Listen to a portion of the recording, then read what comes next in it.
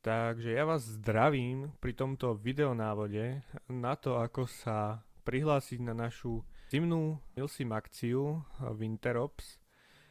Keďže používame stránku Airsoftware World na registráciu a nie je to síce zložité, ale málo ľudí je tam už zaregistrovaných a vie, ako používať túto stránku, tak vám to chceme ukázať, ako sa prihlásiť a poďme teda na to.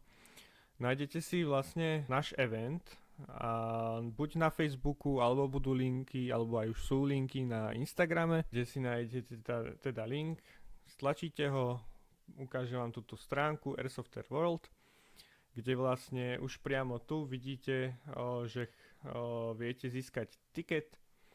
Musíte však byť buď prihlásení, alebo ja vám to ukážem, keď ste odhlásení z tejto stránky,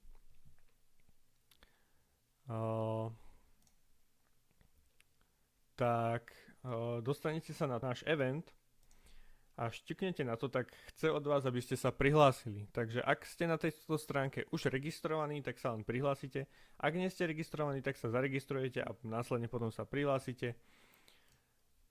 Taká jedna vec, čo sa stane, keď sa prihlásite, je, že vás to hodí mimo toho linku, ktorý ste šťukli, čiže vás hodí na hlavnú stránku.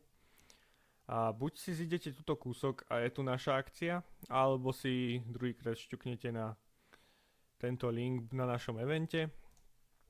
Hodí vás to naspäť sem a tu už si viete získať váš tiket šťuknutím na toto žlté tlačítko.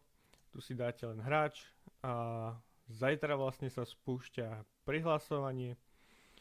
Takže od zajtra sa môžete prihlásiť, dostanete váš lístok na akciu, s ktorým sa preukážete pri príchode.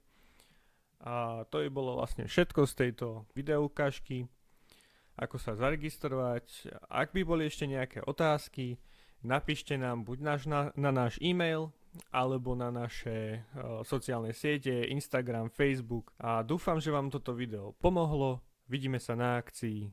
Čaute.